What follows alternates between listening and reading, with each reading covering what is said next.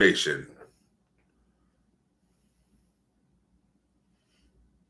All right, Cowboy Nation. How you doing today, man? How you doing, man? I'm right on quick. I'm in here right quick, man. Want to shout out some stuff that we talked about training camp. I know as everybody's going live now. Everybody's having their shows because we back to football, man. We back to the grass. We back to seeing guys practice. We're back trying to put this masterpiece together, man. And that's the exciting time of the year, man. And there's nothing like this time of the year when you're putting this puzzle together, and people are getting out there on the field and they're practicing, and all the talk is over, and we're now starting to see some of the things, and we're starting to see some clips of what this new team is going to look like. Just want to go over a couple of things I like, a couple of things I dislike that I've seen so far. I want to talk about some things that I've seen with some clips that I like, that may be a little change from the previous regime. That's going to be very important. Some things I'm hoping for, and things that and just give you an overall a view of how difficult this is for Schottenheimer and this coaching staff at this particular time, and how many moving parts they have. So let's get into the, I know we may not have a lot of people, because there's a lot of people that be in my chats are probably looking at some of these other people's chats, but regardless of the fact, if you come in here, you can like, subscribe, and comment, and then what we're gonna do is we're gonna post this. This is gonna post it to my list, and people gonna get the chance to go back, and as we do, and go back to listen to different Cowboy content creators, and they're gonna listen to Coach Marv and see what Coach Marv said about training camp, what he liked, what he disliked, and where we at. Let's talk about some of the things we like. I'm one of the people that really like to listen to interviews. Now, I listen to the interviews in a different manner than a lot of people. I'm gonna say something later on that you're gonna say, "Well, Coach, you like interviews. Why you said that about our Cowboys interview?" But I like interviews, and I like some of the things that Schottenheimer has said in his interview process. There's been some very good things that he said. He talked about the physicality of this training camp. He talked about teaching his players how to practice. That's a very important thing. I don't know if everyone understands what that is. A head coach has to set a tempo about how he wants his practices to go and how he wants his team to prepare. Now, he not only sets that tempo for the players, in his meeting with the coaches, all his vast meetings with the coaches, the individual meetings we've had with coaches. He's had meetings individually with coaches. He's probably not had meetings with the offensive staff. He's probably had, he's a head coach. So he doesn't, just because he's a play caller doesn't mean he doesn't have meetings with the defensive staff, because he has to know everything that's going on. I really don't like coaches that only know about, they're the offense or defense coordinator, and they don't know about the other side of the ball. I think those are they are very weak head coaches, and they are looking for stuff to go wrong. That's an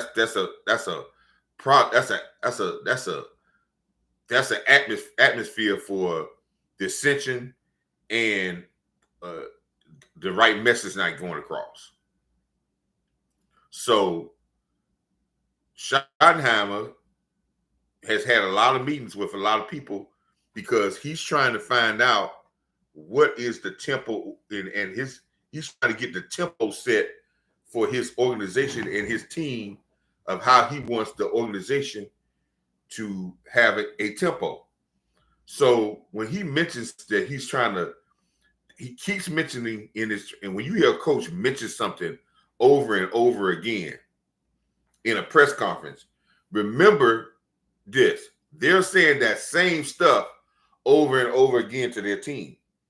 And they're saying stuff in the press conference, in the press conference, to have a meeting with their team through the press. Because they know their players are going to listen to what they say. Because everybody listen to say, oh, he's going to mention my name or whatever. So he keeps saying this over and over again. And that goes back to my building blocks of a culture, right? He talked about physicality when that building block. We talked about discipline because they're talking about being disciplined in how they do things. He talked about that with Sam Williams, discipline in how fast they go on certain things because they don't want to go too fast when another person's not going fast. So they want to have that discipline, that control of themselves. But he's dealing with the mental tough, but he's dealing with the leadership / coaching. And he keeps mentioning about we got to teach our players how to prepare. So this means he's trying to teach them what tempo they need to go at to be prepared and how they need to practice to be prepared to play on Sunday. And that's very, very important because how you practice most times how you play. Now, I know we're going to talk about, I know some of y'all out there that's watching this, done played football, and y'all say, well, I played with a guy, or I wasn't that guy, I couldn't practice well, and I played well. I knew a guy that he didn't practice at all, but he always dominated. Those are special people. That's not many people can do that. Most of your great players were outstanding practice guys. Now, they may have missed practices or whatever, but when they practice wide open. I take an instance of Lawrence Taylor. They always talk about Lawrence Taylor, was that sleep or this and that. But when he practiced, everybody said he practiced 100 wide open.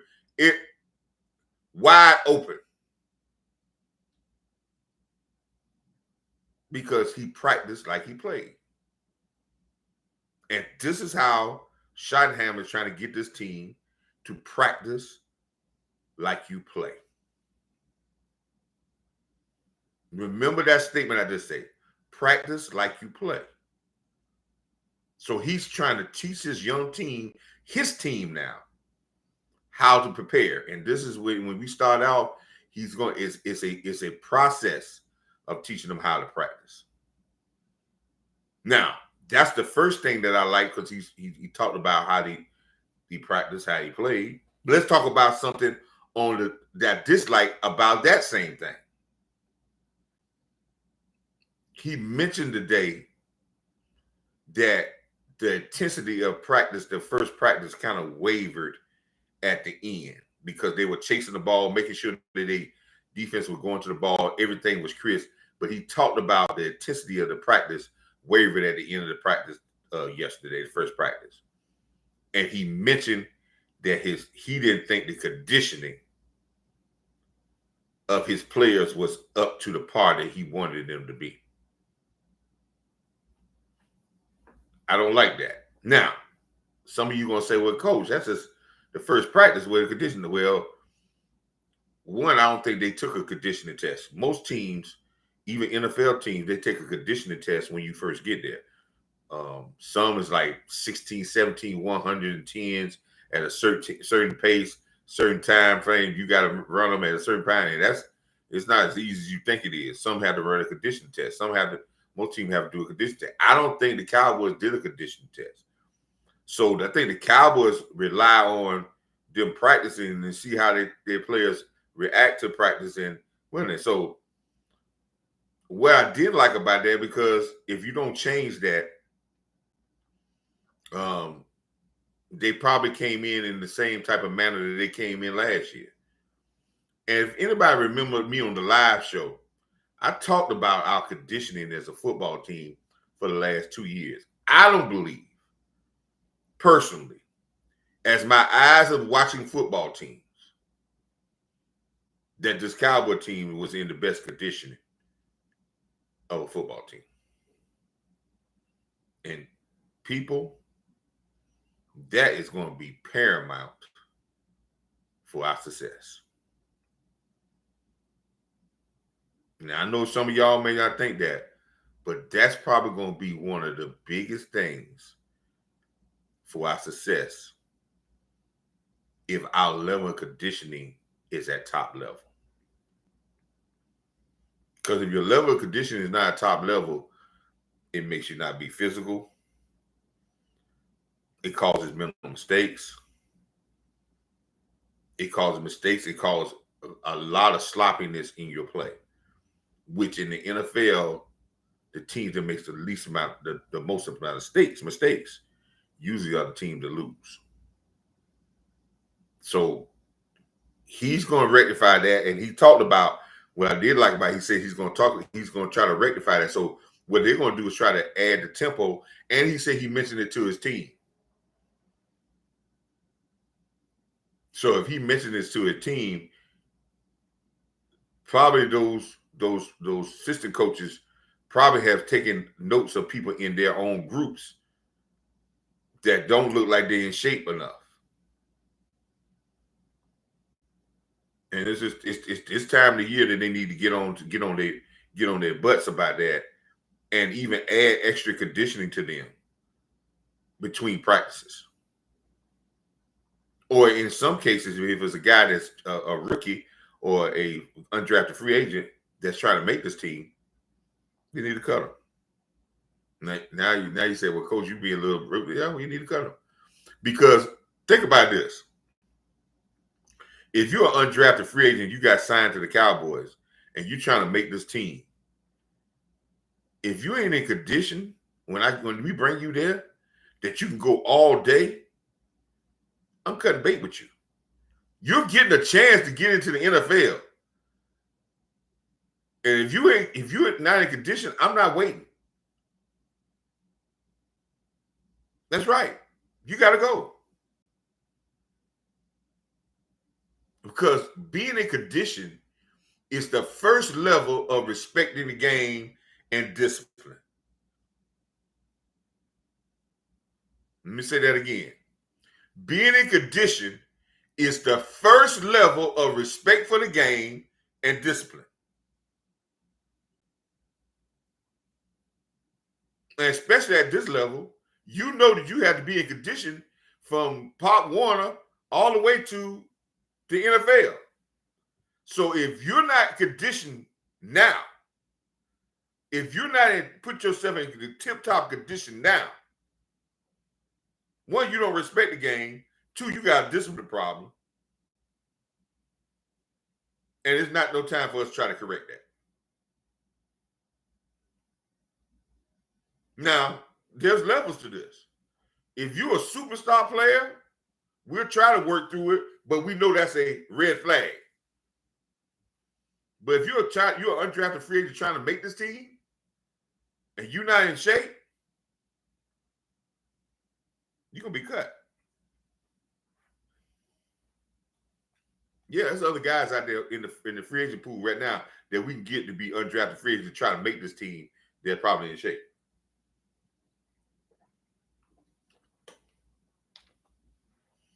So that's one of the things I didn't like, but hopefully we can get that rectified, because the conditioning factor alone, there is no physicality if no conditioning. There is no discipline if there's no conditioning, because conditioning is going to make you waver on both of those things, and there's nothing you can do about it. When you hear about when you get tired and make a coward of everybody, it makes a sloppy person. It makes a coward. It makes you undisciplined. And I'm not talking about the level of conditioning of me or you. I'm talking about tip-top football condition, championship type conditioning.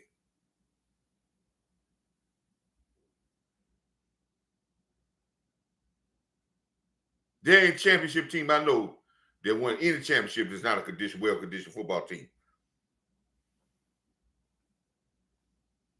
Because when you meet the biggest competition, everybody talks about that. You hear me, coach, I always talk about when you meet the best competition. When you meet the best competition, if you meet a person that's equal to you in competition level, and they're in more conditioning you, who you think gonna win? Because it's a long battle. Because both of y'all just as good. And just because you're good don't mean you're in condition. Just because you got a good reputation or a reputation of saying I'm a great player doesn't make sure you're in condition. I always tell you, your name and your brand ain't got nothing to do when you get into a tangle with someone that who can last to the end. The name and brand don't do nothing about that. It's all about then you got to show. So that was one of the things I did like.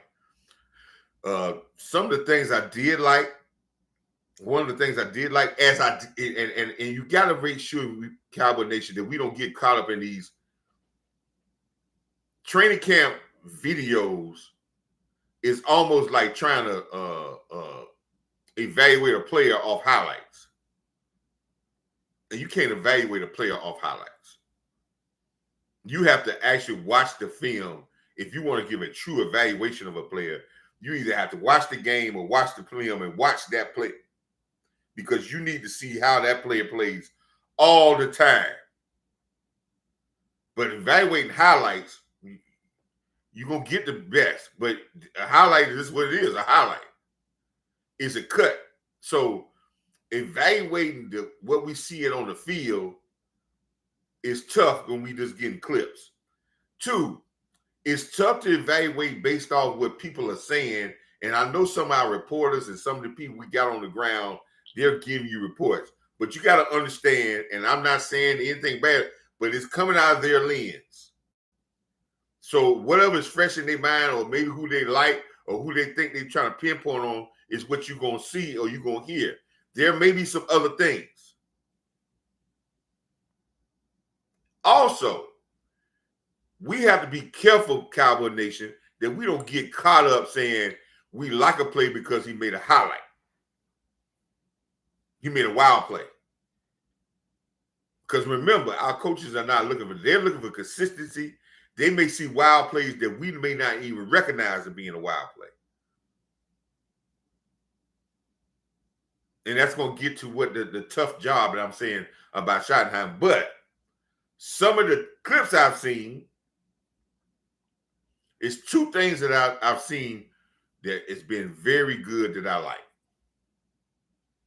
One, I've seen passes across the middle down the field. I've seen Jake Ferguson catch the ball down the middle. I've seen they catching end cuts. I'm seeing most of the pass plays that I have seen, I'm seeing guys catching the ball on the move where they got room to do yak. And I'm seeing the ball in the middle of the field. Now, let me unpack that for you right quick. Teams that attack the middle of the field are usually the most aggressive and the best successful team. Your biggest plays in football come in the middle of the field. Now, I know y'all will say, well, coach, he ran up sideline. But most times your biggest plays are caught inside the hashes, inside the numbers, inside the numbers, and they end up outside. But the biggest part of your biggest plays is up middle of the field. Second point, as a defensive coordinator and as an offensive coordinator, if you win the middle of the field game, and what I mean by that, the team that controls and wins the middle of the field, that's the middle of the offensive line, the middle of the defensive line, the middle of the field. If you control the middle of the field on the offense, where you're attacking and you got them and you're attacking the middle of the field, everything else is easier to get to. And you're most times the team that wins the middle of the field battle wins the game. If a defense can get you and say they get you to stop doing them, they're dominating the middle of the field, and they get you doing everything outside the numbers, they actually have another defensive player on the field. They actually got 12 defensive players on the field that can limit you. Now let me unpack that. Why? If I can get you outside the numbers, most of your passes are outside the numbers. Most of your runs is outside the numbers. Everything is outside the numbers. I add a defensive player to my defense because I add the sideline as another defender. And when I add the sideline, I can start squeezing you and making it tighter and tighter for you to operate. Last year, in the last couple of years, if you were watching the live shows, I kept expressing, and every time we did, I said, why are we not attacking the middle of the field? Why are we not attacking the middle of the field? And when you don't attack the middle of the field, you allow your offense to get stagnated, and it gets predictable. And an offensive, defensive, any defensive coordinator with any kind of good defense can make that tough on you. No defensive coordinator like for you to check the seams and beat in the middle. Because why? Most of your big plays come in the middle of the field. So I saw us attacking the middle of the field. Schottenheimer has a reputation of attacking the middle of the field. So that was a very positive thing that I saw. I like the way we was that speed on defense, right?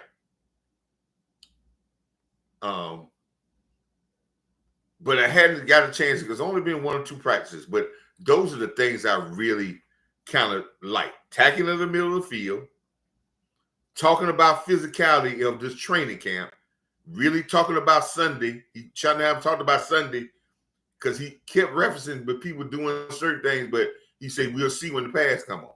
Love that. Because that builds competition and that builds that old adness. You know, I know some people say you're old school coach, but that's what we used to talk about in football. You know, everybody used to talk about when we started training or started camp or when you start football, everybody talk about when we put those pads on, let's see what's gonna go on because it's true. You can't get around the physicality of football and think you can. You can't eliminate that. I don't care how many PlayStation games they come up with, how many John Madden, how many different simulations they come up with, how many flag football teams they come up with. You can't get away from the physicality of football because that's what makes football football. All the other stuff is secondary or just a branch off of it, but the actual football, you can't get away from the physicality. Now, let's talk about one of the issues I didn't like. One of the big issues I don't like. And this has to do with front office, and this has to do with our team. Well, not our team. This has to do with front office and their philosophy. And it deals with what you have to go through as a Dallas football coach, or some have to go through as a Dallas football coach, head coach. I think our media in Dallas always asking questions to keep something stirred up. Stuff that sometimes have nothing to do with football, but to keep stuff stirred up. I wish Schottenheimer would say, when it comes to questions about contract or guys sitting out or anything that has to do with the business aspect, I wish he would say, either give a short answer that really gives them nothing until they get frustrated to the point they don't ask it no more, or say, well, I don't know, we need to ask Jerry and them. They'll answer that question. Now, who was famous at that? Bill Belichick was famous for that. He didn't answer no personal contract questions. He'll give you an answer that will make you so frustrated. And he wouldn't. If you think about it, all the great coaches, think about all of them. They didn't answer business questions. They had and they made it. If it was something they didn't want to answer about something because they felt it was team oriented, they wouldn't answer it. Or they'll give a short answer, and you keep trying to come with another angle. They'll just say, "I answered that same way." Until the point that they'll get to the point where people don't like them. Now, why is that different in Dallas? Is because Jerry and them, and I believe that Jerry and Steven wants to make sure that, I believe they tell our head coaches that they want them to be open and really uh like mess. Yeah, you say start mess, but being open really makes you a story starter because you keep flying the fan the flames with stories when you're so open about answering everything and giving some type of answer. If I was Schottenheimer, I would like, hey man, if this ain't about football, and just certain football questions, I'll be like, hey, I mean, how y'all gonna use Turpin? Well, we're gonna use him in many different ways because we think he got a great skill set. Well, he run the ball. Do you think he can run the ball? You know, ask a question about will he run the ball? When you see him run the ball, about it, say, well, we're gonna try him and doing a lot of different things. Run the ball is just one of them. They might not like that answer because that don't give them an answer to write an article about. But you ain't got, only thing you got to do is be there. You ain't got to give them all the juice. But see, our media expect to get stories because that's how Jerry has, because he's a storyline. I will allow him, Schottenheimer, to be the storyline. And when they come to me, I'm like, hey, we talking about football, that's what we talk about.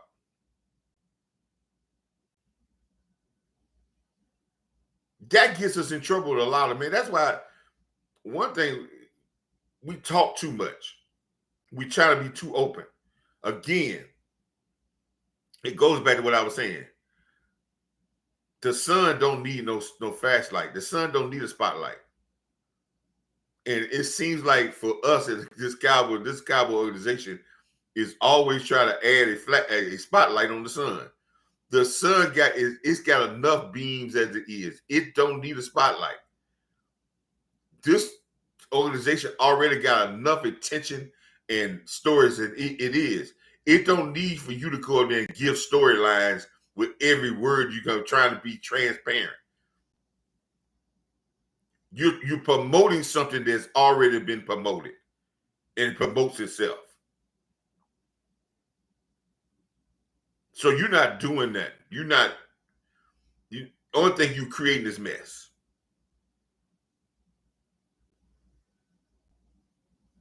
You're not creating news, you just create mess. So I would just wish Schottenheimer. Now, let's think about it. All the great coaches that we have had, and I'm gonna say we got 3 great coaches.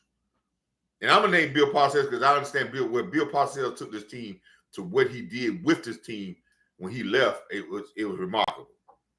But all 3 of them was not real good with they was okay with the media. Landry, the media wasn't that great then, but Landry was not an interview guy. He wasn't one of the guys that they say we love to interview. Jimmy was not an interview guy. Fisher, the Fish report, Fish didn't really like Jimmy. And he been around there when Jimmy was there because Jimmy wasn't giving out information, just unnecessary information, just sitting around fat mouthing with people. No. And answering every question. No. Jimmy said, this is football. Some of y'all ain't even know nothing about all the rest of this stuff. He wasn't not the media darling either. And Bill Parcells definitely wasn't the media darling. And those 3 team players had success. In this environment, they had success because they wasn't trying to cater to the media so the media can have a story to write and with it. Hey, listen, find your stories, but I ain't got to be the one giving you find and search up. But I'm not gonna fuel different stories. I want to keep my interviews focused on football. And if I keep my interviews focused on football, guess what I just said earlier? You're coaching through the media, and now your players know it's about football and not stirring up. So all those other questions, I wish that Schottenheimer said, hey, man, I'm not answering certain things.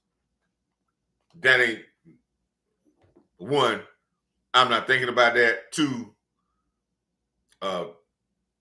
that's something we need to know Jerry and Stevie can answer.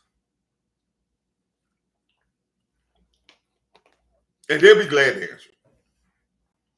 They ain't never turned out a mic. They'll be glad to give you some dividend. And it'll probably be something that's going to be controversial and some BS. Their answer. So I didn't like some of the questions being asked by media, and I didn't like that Schottenheimer kept responding.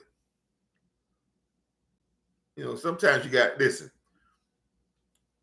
Go back in my list when I talked about the stages of what this culture is going through.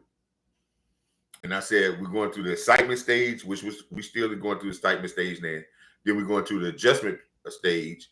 And I'm gonna talk about the adjustment stage when I talk about this next topic about what the coaches are going through at this particular time. And I told we're going through the testing stage. That was the third stage we were going to go through. It's stages that a new culture build is being built. You go to the excitement stage, the adjustment stage, and some of these overlap and continue to go, but these are the stages. And then you go to a testing stage, and then you go through persistent stage where you got to be persistent to stay on task with your culture build, and then the maturation. But in the testing stage, I remember I told you that you're going to be tested on all areas. It's going to be players that's going to test this new culture. There's going to be maybe sometimes some coaches, and it's going to be tested by the ownership, and it's going to be tested by the media. And you say, well, coach, what you mean by that? You're trying to put in a new culture of how we think about and how we perform when we go through things. And the media is going to start asking you questions that's going to try to make you back off or try to make the culture not look like it's supposed to be.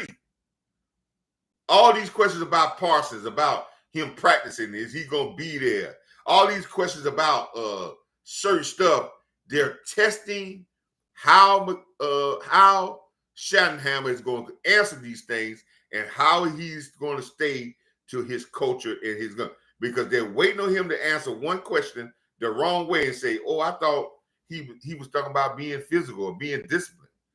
But he ain't being disciplined on that. It's a testing stage. And it's a normal thing. It's not one of those things that I'm saying that, they shouldn't go through. It's a normal thing. That's when you're trained, when you are trying to change yourself, when you're trying to change something about you, you're trying to change your culture of an organization. You're a new coach, new head coach. These testing, these stages are going to be there. And you just have to go through them. So they're being tested. Now, got one other issue I'm going to talk about there. I'm going to talk about what the coach is going through. And now I'm going to hit a hot topic. It's been a hot topic. And I want y'all to follow me. And if you like, comment, subscribe, man, and please share this with other people.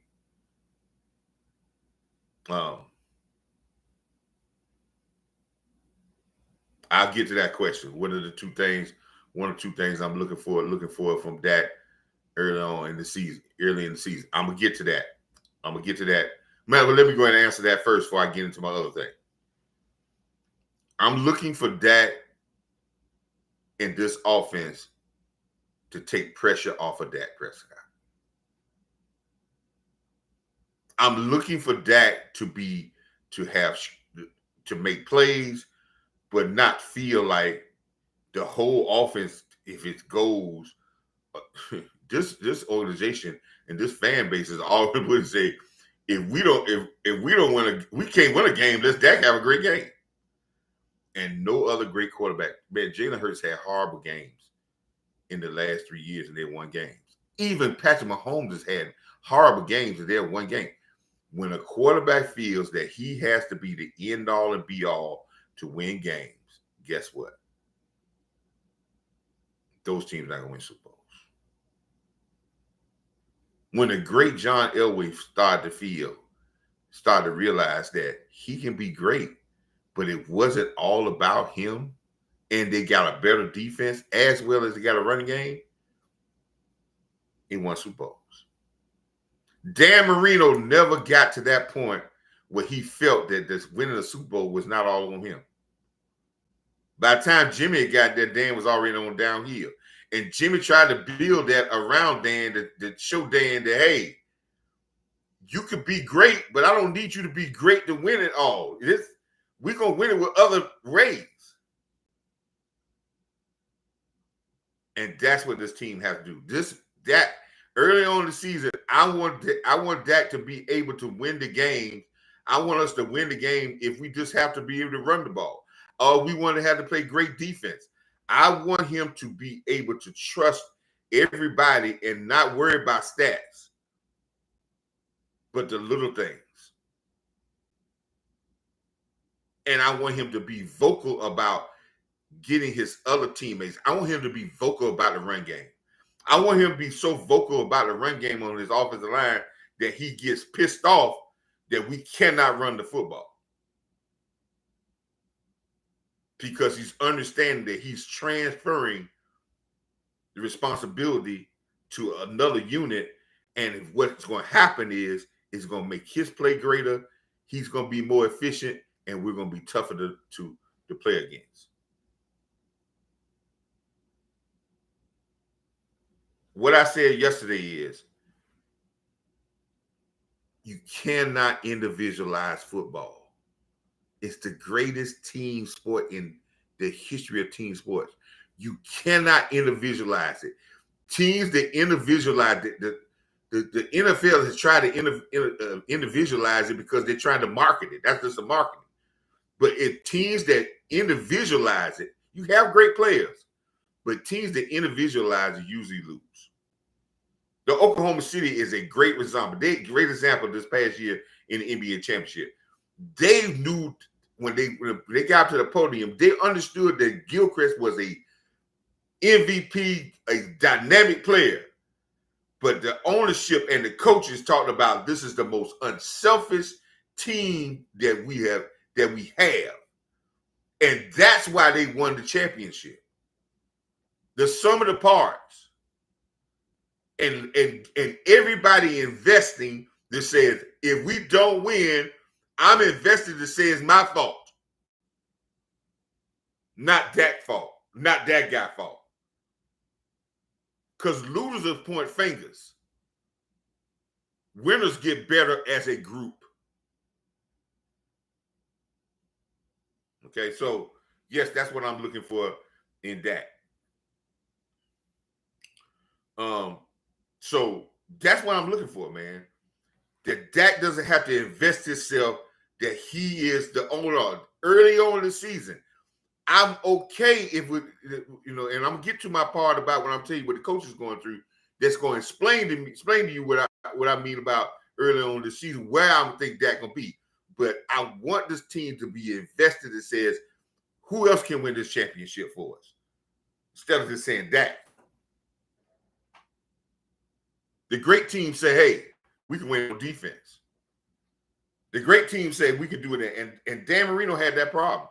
If Dan Marino would have ever got invested and said, it could be another way we can win and not just put it all on him, they probably would have won Super Bowl. So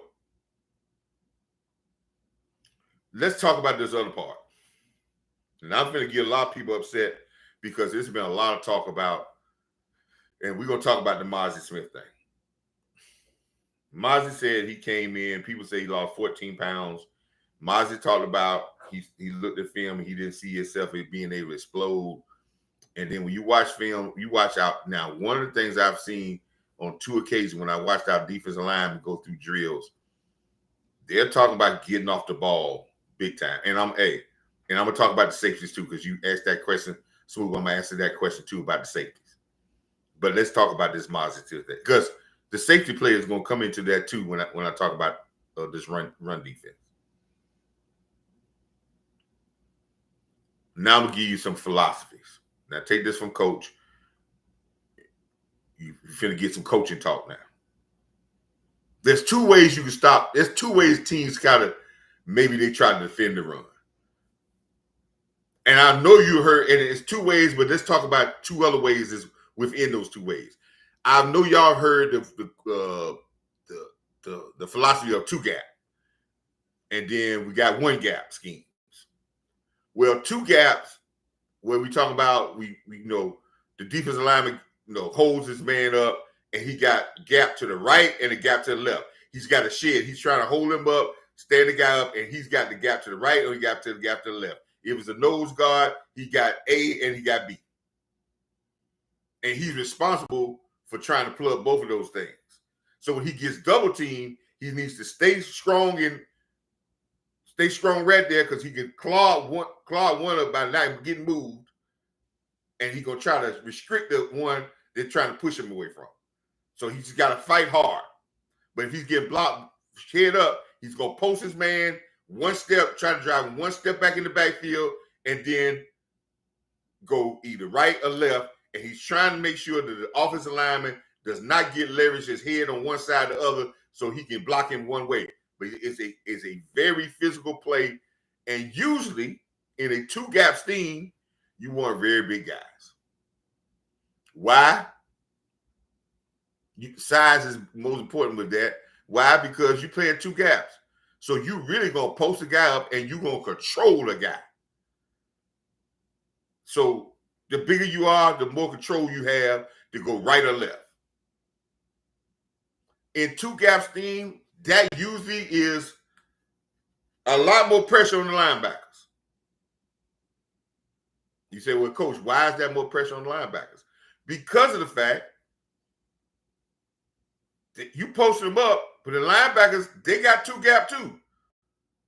They right or left too. So they're more read. So there's more avenues to get to the linebacker because we're holding guys up. So sometimes the double teams are more prevalent against defensive tackles who play in two-gap schemes because you know they got two gaps and you're trying to move them to really get two open ways. Okay. Then there's what we call one-gap schemes, where we're trying to get up the field. We finna cause disruption to the backfield. We trying to get up the field. We're trying to get penetration and get upfield and get after you. Most times with those type of defenses, they are smaller. They want quickness. They want explosion off the ball, like we've been seeing in training camp. They're what we call pressure defenses.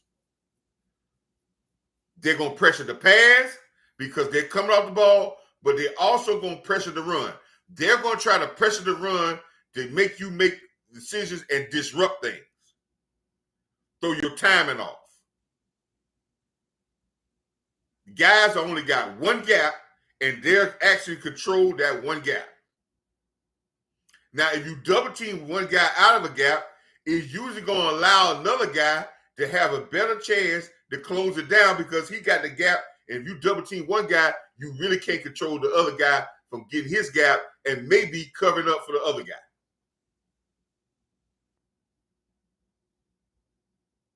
And if you listen to this coaching staff, and if you see this coaching staff, and you hear what they're saying, they're going to try to stop running. And listen, and I'm going to tell you this. When I say this, some people will say, no, you can't do this. Yes, it is. It's been defense in the past that have stopped the run with quickness alone and not had no big sloppy guy. Case in point, San Francisco. They didn't like Hargrave because Hargrave was a two-gap scheme guy. That's why he's out of San Francisco now. But if you look at San Francisco in the past, they never had no real great big defensive linemen. They had guys who can get up the field. And they had linebackers who could flow. Now, I know everybody talks about the run and they want to say, well, everybody stops the run with a big fat guy in the middle. That's not always the case. When the run game was even more of an effect and play was even more physical back in the day, Cowboys played this one gap scheme then. Leon Lett was big, but he was known for his quickness. Tony Sears wasn't that big. They had size enough, but they dealt with their quickness and their quickness of being physical and quickness. Now, just because you're not big, that don't mean you're going to be physical? No, that's not the case. And I know somebody's going to talk trash about this.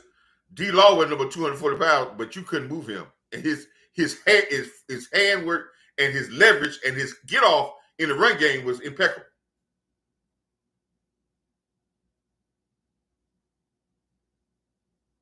And that's what they're trying to do. They're trying to attack the run with linebackers and quickness, which you can. Now, ask coach what he will like. I like a mixture. They do have a mixture.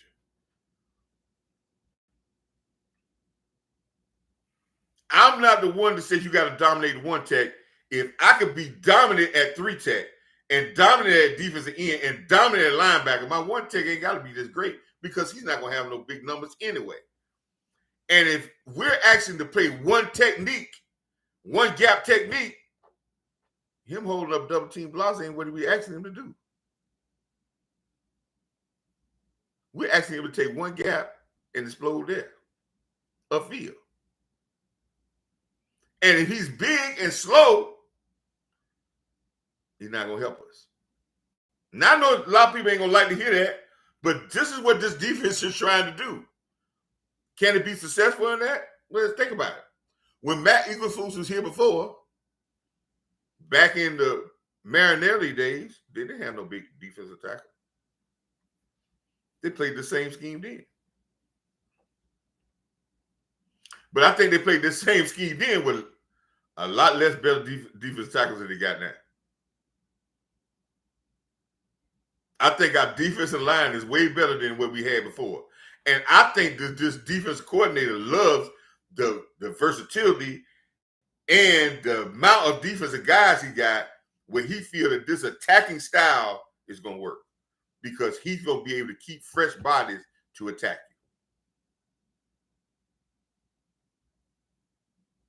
you. And I'm just telling y'all to hold your horses. Now, I'm not going to be the one to say, oh, man, with that, hey, I'm going to this. Hold your horses.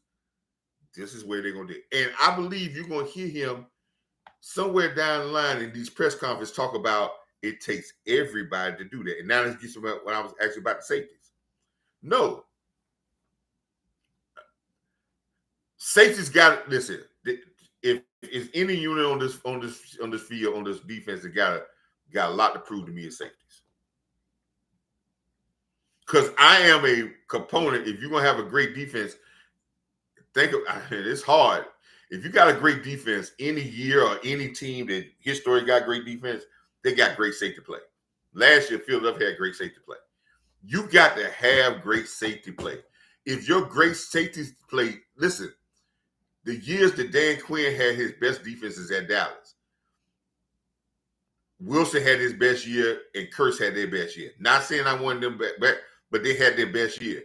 If your safeties have great years and they are dominant, they can help your run game greatly, as well as they can be disruptive. I'm high on safety. And where do safeties play?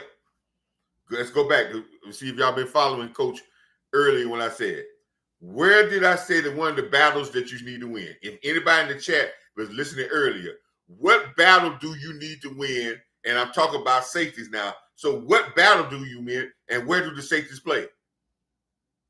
If somebody in the chat is out there, tell me you're trying to win the what?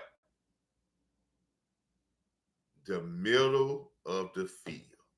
And if you got great safeties, you win the middle. And what I told you, the team that win the middle of the field game usually wins the game.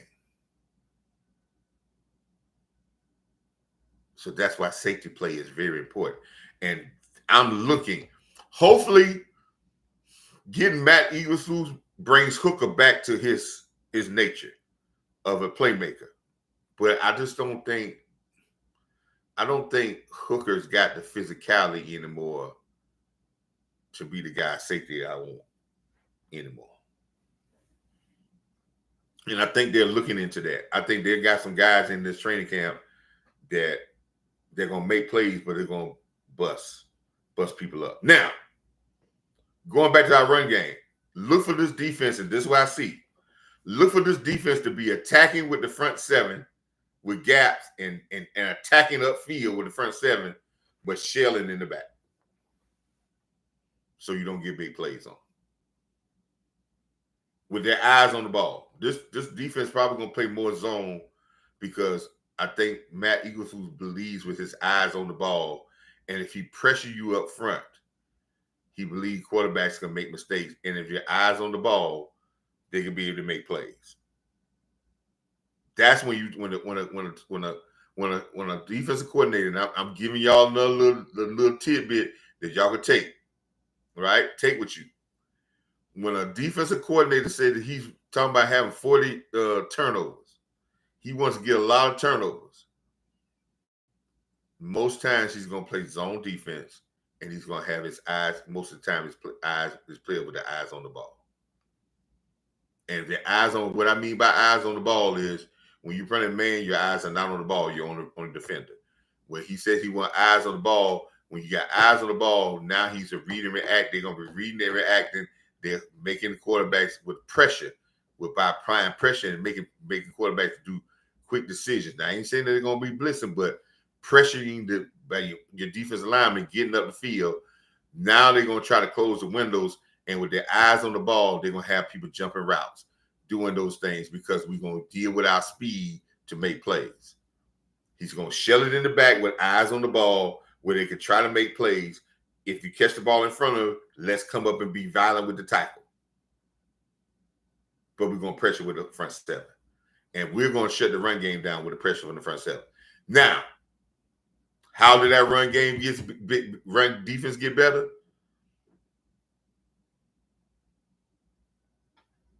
You got one of the best. Could have one of the best. When I heard what Duke Merriweather said about this offensive line, and he is right. And y'all talk all this crazy stuff. People talk all this crazy. The Cowboys got an offensive line and their backups. Their teams are just slobbering at the mouth for this offensive line room that we have. They said, "Wow, they are so deep." And this is how you get better. You let your offensive line make your defensive line better, and your defensive line make your offensive line better. I got to sharpen iron. And I go back to what Tyler Booker said to Michael Parsons. And this is another thing, and I'll get to that part about when I'm not liking. Michael Parsons can't get in shape. Let's go back to what Tyler Booker said. Tyler Booker said, "Yeah, man, yeah, we're gonna take care of each other so we can get there on Sunday." But he said, but at some point, I'm going back to what Tyler Booker said, but he said, at some point, we got to get better. And I love that statement by that young man. He's a rookie. He said, but at some point, we got to get better.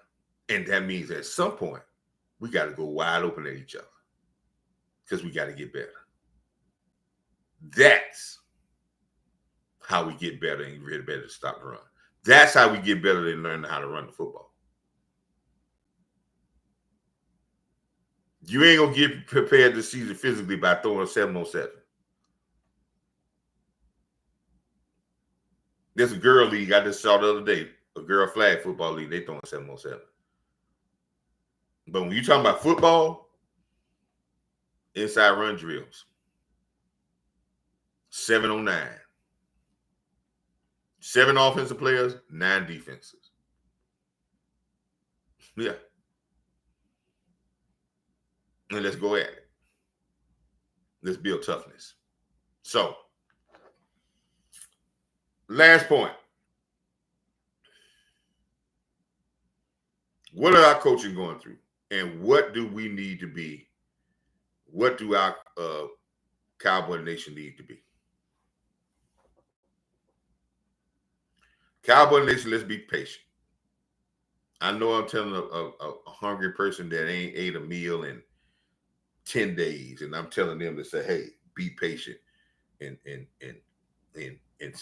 say your blessing and wait and hold up and wait for somebody else to come in and before you dig into the meal and just go at it. Now, I understand. I'm just as thirsty as you are. But let me tell you what this coaching staff is going through. This coaching staff is a predominantly brand new coaching staff. They don't know these players. And we got a lot of young players that's coming on there. They don't know these players, even the veteran players. They hadn't put them in their system and actually seen them on the grass and how they react. These players are trying to learn what their coaches want, how they want to win. They're trying to learn how to practice. Your head coaches keep trying to say that they hadn't taught them how to practice yet. There's only been 2 practices. let's be patient because it may not look good at the beginning if it's done right. There's a lot of moving parts here. They're trying to put in a new offense. They're trying to put in a new philosophy of how you think about offense. They're trying to put in a new defensive philosophy of how you think about defense, tendencies, things that you're supposed to do, things that they're trying to, these coaches have. Like I told you, coaches have different pet peeves. They're learning the pet peeves of the different coaches. These little OTAs or whatever, now they're on the grass. There's a lot of moving parts. So we got to be patient. If something don't look right, let's be patient because they're building, they're doing the install, but they're doing the install for the first year of a new head coach. Should they be following along with this? Hell yeah.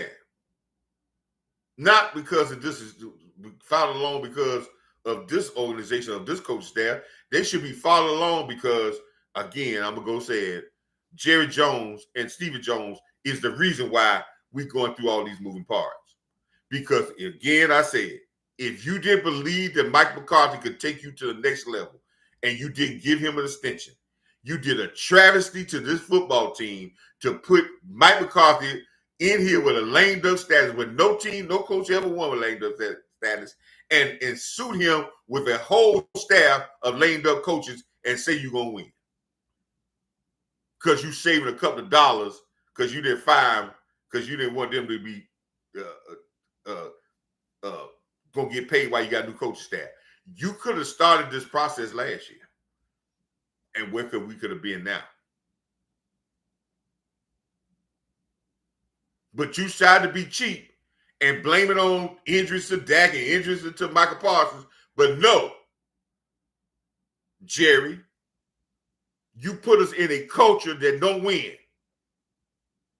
Lame duck coaches don't win. Ain't never happened. So you put us in that culture with a guy that you already had questions about he could take you to the championship level. Even though you had questions, could he take you farther? And you put us in that unwinning situation and you wasted a whole year.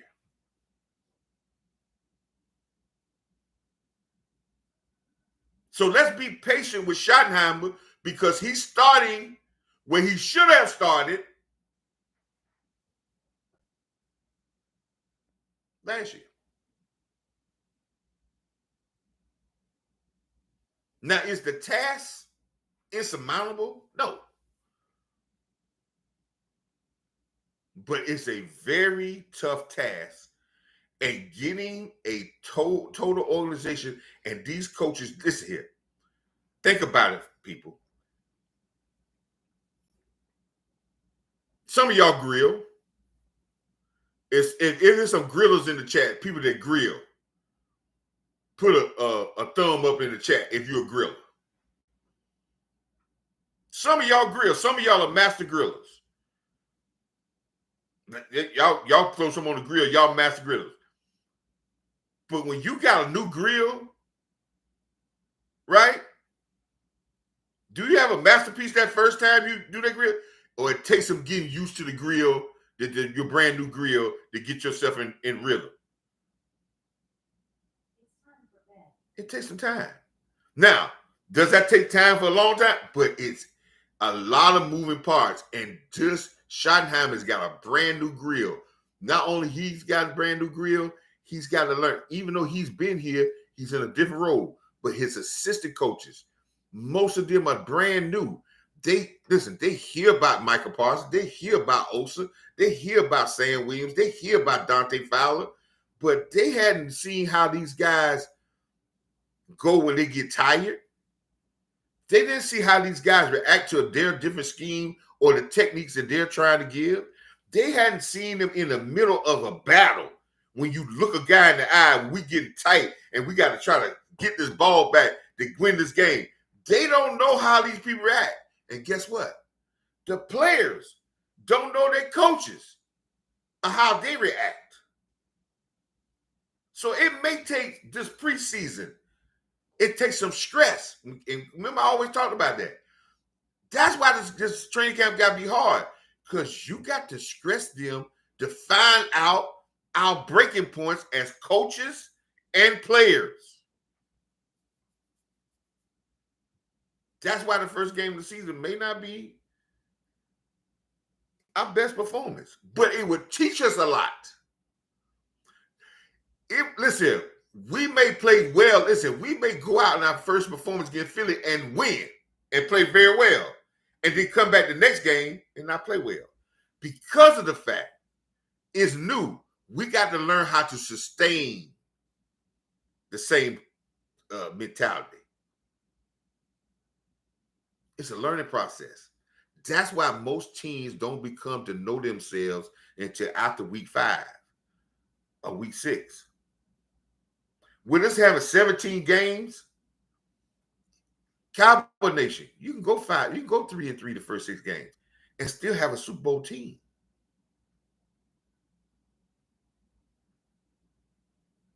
But we got to be patient to understand the process.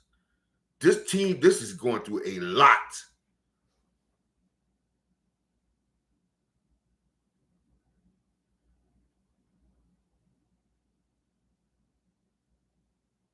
That's why this Michael Parsons thing, and let me go to and say this last thing. Michael Parsons is missing reps.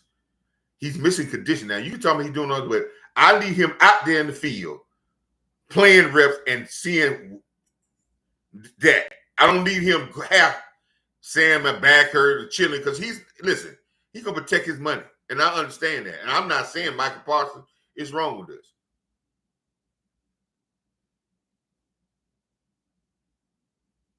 Because it's going to make me mad if he end up paying him what he wanted anyway. And what you did is hurt your team for him getting himself together. CeeDee Lamb took a lot. Last year, he came in when he got signed. He looks better this year because he looked like he's slimmer and he's ready to go. Last year, when you holding out and you half doing things, you getting bulky. And it took CeeDee Lamb a couple of weeks to get himself right. That's what happens, man, when you're not in football practice. Working out is good, but let's get in football practice.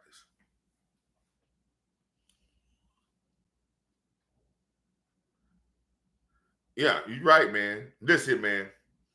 Like I said, recap some of the things I like, some things I dislike, but let's be patient with this team.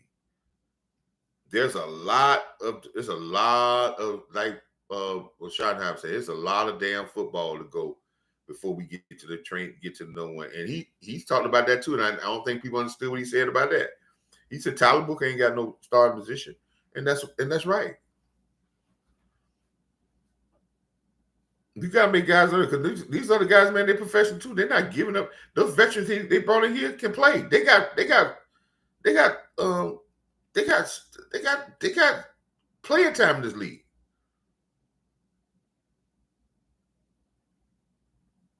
And just like I said, man, you got to earn the right to be a champion. I just want to think, man. Hopefully, I got to answer some of it. Lewis, you said the younger podcast guys are great, but yeah, man. Thank you, man. Yes, man. We listen here. Been a Cowboy fan, man, for over 30-some years, man. I coached football, to been here. And listen, football hadn't changed, Lewis. We all that. All these other people talk about that football in this fantasy, whatever, but football comes down who can block and tackle the best. And who don't make mistakes and who are mentally tough to impose their will on another man and get him to do what he want to do what they want him to do. Like I said, man, only way we got to do is this Cowboy Nation, that this training camp has got to work. And y'all know what work means for me. The W stands for will. The O stands for over. The R stands for rest. And the K stands for kick ass. Will over rest kicks ass. That's all it's about, work, man. And if we can do that, we'll be ready to compete, as Shanahan was talking. Schottenheimer was talking about, compete. Thank y'all, man. Again, We trying to work our way up to enough subscribers, man, so we get monetized. I thank you so much, man. I'm up to 370. I'm gaining.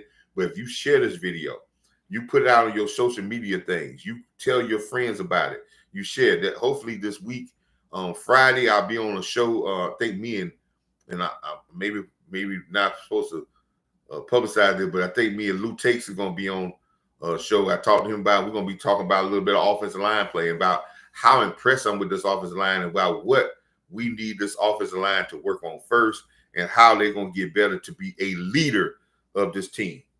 And they are the Cavalier thing of this team. There's more first round draft picks, more talent on this offensive line than any other position that we have in Dallas, and they expect them to be a leader, and they can be a catalyst to the leadership. And we're going to talk about that on Friday with him, man. He's going to, hopefully he'll put the show together, and we're going to be able to piggyback on that and talk.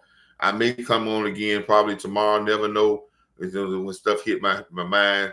But listen, look at these highlights, look at these things, but take them with a grain of salt to understand there's a lot, and we can't judge off highlights. And then some people who have given the observation, got to understand, we got to take it with a grain of salt, because they're giving through their eyes, and sometimes they may not see everything because they're looking for a certain thing, and they're going to report what they're looking on.